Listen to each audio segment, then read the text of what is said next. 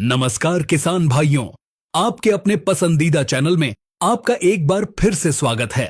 किसान भाइयों, हम सब अच्छी पैदावार के लिए जी तोड़ मेहनत करते हैं, अच्छी किस्म का बीज लाते हैं, समय पर खाद पानी देते हैं, लेकिन कई बार हमारी लहलहाती फसल पर अचानक धब्बे दिखने लगते हैं, पत्तियां मुड़ने लगती हैं या पौधे बौने रह जाते हैं। हम समझ नहीं पाते कि ये क्या हुआ। हम दुकान पर जाते हैं, दवा लाते हैं, छिड़काव करते हैं, फिर भी नतीजा नहीं मिलता। क्यों? क्योंकि हम असली दुश्मन को पहचान ही नहीं पाते। फसल के ये दो छिपे हुए दुश्मन हैं, जीवाणु बैक्टीरिया और विषाणु वायरस। ये दोनों इतने मिलते जुलते लगते हैं कि 90% किसान इन्हें पहचानने में गलती कर बैठते हैं और गलत इलाज से पैसा और फसल दोनों का नुकसान होता है। तो आज इस वीडियो में हम इन दोनों दुश्मनों का पर्दाफाश करेंगे। हम जानेंगे ये जीवाणु और विषाणु रोग आखिर हैं क्या, खेत में इनकी सटीक पहचान कैसे करें। हम आपको एक प्रैक्टिकल टेस्ट भी दिखाएंगे। ये खेत में क्यों, कब और कैसे आते हैं, और सबसे महत्वपूर्ण, इनका जैविक और रासायनिक नियंत्रण क्या है। यह वीडियो लंबा हो सकता है, लेकिन मेरा वादा है इस 8 से 10 मिनट में मिली जानकारी आपके कई सालों की मेहनत और हजारों रुपयों को बचा सकती है। तो बने रहिए मेरे साथ। चलिए पहले बात करते हैं हमारे पहले दुश्मन जीवाणु बैक्टीरिया की। जीवाणु एक बहुत ही छोटा, एक कोशिका वाला जीव है। आप इसे नंगी आंखों से नहीं देख सकते। जब यह पौधे पर हमला करता है तो यह पौधे की कोशिकाओं को खाता है, जहर टॉक्सिन पैदा करता है या पौधे की पानी ले जाने वाली नसों को जाम कर देता है, जिससे पौधा सूखने लगता है। धान का ब्लाइट या झुलसा रोग, नींबू का कैंकर रोग, टमाटर का बैक्टीरियल विल्ट, पत्ता गोभी का ब्लैक रॉट, ये सब जीवाणु के ही उदाहरण हैं। अब आते हैं सबसे जरूरी सवाल पर। खेत में कैसे पहचानें कि यह बैक्टीरिया ही है। इसके 3 से 4 पक्के लक्षण हैं। पानी जैसे धब्बे सबसे पहली पहचान। पत्ती पर आपको ऐसा धब्बा दिखेगा मानो वहां पानी की एक बूंद गिरी हो और पत्ती गल गई हो। यह धब्बा शुरू में हल्का पीला या भूरा होता है। धब्बों का आकार, फंगस, फफूंद के धब्बे अक्सर गोल होते हैं, लेकिन बैक्टीरिया के धब्बे अक्सर पत्ती की नसों के बीच रुके रहते हैं, जिससे वे तिकोने या चौकोर दिख सकते हैं। लसलसा पदार्थ, यह बैक्टीरिया की पक्की पहचान है। जब संक्रमण ज्यादा होता है तो सुबह के समय आपको धब्बों पर या तने पर एक लसलसा चिपचिपा पदार्थ दिखाई दे सकता है। यह बैक्टीरिया की गंदगी होती है। दुर्गंध, अगर आप किसी संक्रमित फल या तने को सूंघेंगे तो उसमें से सड़ी हुई गंदी बदबू आ सकती है। चलिए अब मैं आपको वो पक्का टेस्ट बताता हूं। इसे ऊज टेस्ट कहते हैं। आपको बस इतना करना है कि पौधे के संक्रमित हिस्से को काटना है और उसे एक साफ पानी के गिलास में 5 मिनट के लिए डुबो देना है। अगर 5 मिनट के अंदर उस कटे हुए हिस्से से धुएं जैसी दूधिया या मटमैली धार पानी में घुलने लगे तो समझ जाइए यह 100% बैक्टीरियल रोग है। यह वही लसलसा पदार्थ है जो पानी में घुल रहा है। यह फैलता कैसे है? जीवाणु को फैलने के लिए सबसे ज्यादा जरूरत होती है नमी और पानी की। यह बरसात के मौसम में या जब ओस ज्यादा पड़ती है या जब हम खेत में ज्यादा सिंचाई कर देते हैं तब तेजी से फैलता है। यह पानी के छींटों से फैलता है। बारिश की एक बूंद जब संक्रमित पत्ती पर पड़ती है तो वो हजारों बैक्टीरिया को लेकर आसपास के स्वस्थ पौधों पर फैल जाती है। यह संक्रमित औजारों से भी फैलता है। अगर आप उसी खुरपी या दरांती से स्वस्थ पौधे की कटाई छंटाई करते हैं तो यह रोग फैल जाएगा। कुछ कीड़े भी इसे फैलाते हैं और यह संक्रमित बीज से भी फैलता है, जो सबसे बड़ा कारण है। अब बात करते हैं दूसरे और ज्यादा खतरनाक दुश्मन की, विषाणु वायरस। वायरस बैक्टीरिया से भी हजारों गुना छोटा होता है। यह असल में जिंदा भी नहीं होता। यह एक प्रोटीन का खोल है जिसके अंदर इसका जेनेटिक मटेरियल होता है। यह खुद कुछ नहीं कर सकता। यह पौधे की कोशिका के अंदर घुसता है और पौधे की ही मशीनरी पर कब्जा कर लेता है और पौधे को मजबूर करता है कि वह पौधे के लिए नहीं बल्कि वायरस के लिए काम करे और लाखों नए वायरस पैदा करे। मिर्च का पर्णकुंचन, लीफ कर्ल रोग, जिसमें पत्तियां मुड़कर कटोरी जैसी बन जाती हैं। भिंडी, मूंग या सोयाबीन का पीला मोजेक, येलो मोज़ेक रोग, जिसमें पत्तियां पीली पड़ जाती हैं। पपीते का रिंग स्पॉट, ये सब वायरस के कारण होते हैं। वायरस की पहचान कैसे करें? वायरस की पहचान बैक्टीरिया से बिल्कुल अलग है। मोज़ेक या चितकबरापन यह सबसे आम लक्षण है। पत्ती पर गहरे हरे और हल्के हरे या पीले रंग के धब्बे बन जाते हैं, जैसे किसी ने डिजाइन बना दिया हो। पत्तियों का मुड़ना और सिकुड़ना, पत्तियां ऊपर या नीचे की तरफ मुड़ने लगती हैं, सिकुड़ जाती हैं। बौनापन, पौधा बढ़ना बंद कर देता है, उसकी ग्रोथ रुक जाती है। नसों का साफ होना, कभी कभी पत्तियों की नसें पीली या एकदम साफ दिखने लगती हैं।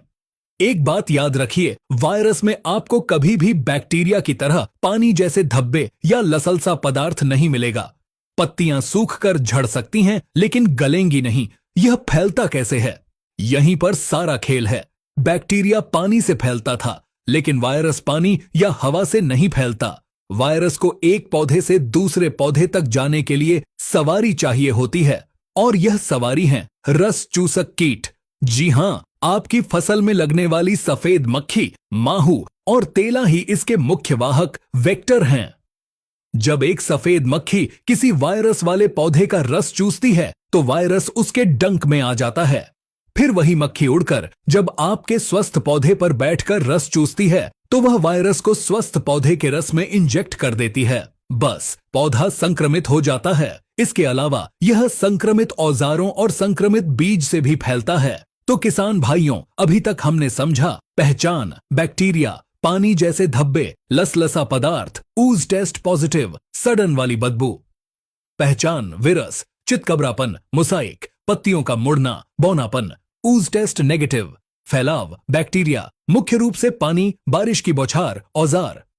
फैलाव, वायरस, मुख्य रूप से रस चूसक कीट, सफेद मक्खी, माहू। और अब इलाज की बात।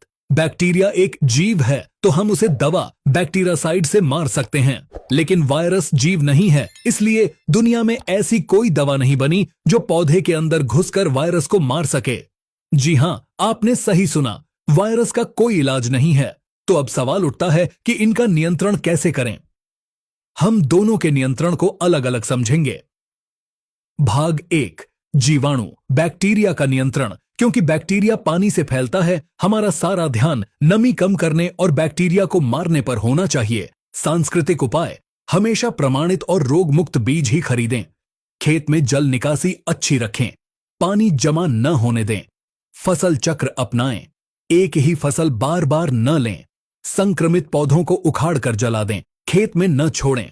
औजारों को हर इस्तेमाल के बाद साफ करें। रासायनिक नियंत्रण, रोकथाम के लिए बारिश का मौसम शुरू होने से पहले या रोग के लक्षण दिखते ही कॉपर आधारित फंगिसाइड का छिड़काव करें, जैसे कॉपर ऑक्सीक्लोराइड 50% WP, मात्रा 2 से 3 ग्राम प्रति लीटर पानी, या कॉपर हाइड्रोक्साइड। अगर रोग आ चुका है तो हमें एंटीबायोटिक्स का सहारा लेना पड़ता है, जैसे स्ट्रेप्टोमाइसिन सल्फेट प्लस टेट्रासाइक्लिन, जो स्ट्रेप्टोसाइक्लिन जैसे नामों से मिलता है। इसे कॉपर ऑक्सीक्लोराइड के साथ मिलाकर स्प्रे करें। कासुगामाइसिन भी एक बेहतरीन बैक्टीरियल एंटीबायोटिक है। चेतावनी, एंटीबायोटिक का इस्तेमाल समझदारी से और विशेषज्ञों की सलाह पर ही करें। भाग 2, विषाणु, वायरस का नियंत्रण। जैसा मैंने कहा, वायरस का कोई इलाज नहीं है, तो हमारा मंत्र है रोकथाम ही इलाज है। वायरस को कौन फैलाता है? रस चूसक कीट। तो अगर हमें वायरस को रोकना है तो हमें इन कीटों, वेक्टर्स को मारना होगा। सांस्कृतिक उपाय, रोग प्रतिरोधी किस्में लगाएं। बीज खरीदते समय पूछें कि क्या यह किस्म येलो मोज़ेक या लीफ कर्ल के प्रति सहनशील है। खेत के आसपास के खरपतवार को साफ रखें, क्योंकि ये कीट सबसे पहले वहीं छिपते हैं। जैसे ही खेत में कोई वायरस वाला पौधा दिखे, उसे तुरंत उखाड़े, एक थैली में बंद करें और खेत से दूर ले जाकर जला दें। जैविक और मैकेनिकल उपाय, खेत में जगह जगह पीले चिपचिपे ट्रैप लगाएं। 1500 ppm के नीम तेल का स्प्रे करते रहें। रासायनिक नियंत्रण, हमें वायरस के लिए नहीं बल्कि रस चूसक कीटों के लिए स्प्रे करना है। फसल लगाने के 10 से 15 दिन बाद से ही कीटनाशकों का स्प्रे शुरू कर दें, जैसे इमिडाक्लोप्रिड, थियामेथोक्साम या एसिटामिप्रिड। इन सिस्टमिक कीटनाशकों का छिड़काव करें। ये पौधे के रस में मिल जाते हैं और जब कीट रस चूसता है तो वह मर जाता है। याद रखें, वायरस आने के बाद आप पौधे को नहीं बचा सकते।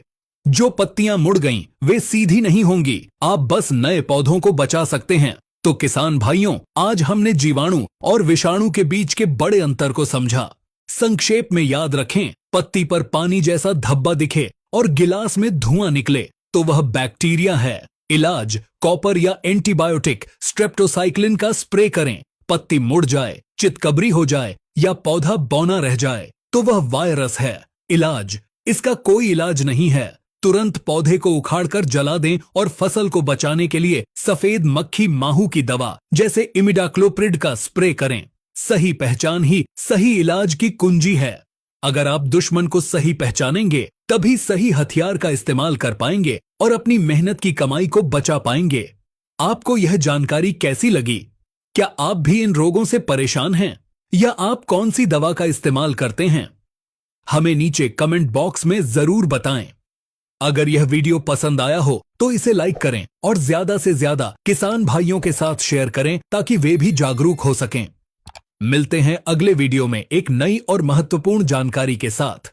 तब तक के लिए अपनी फसलों का ध्यान रखें। धन्यवाद।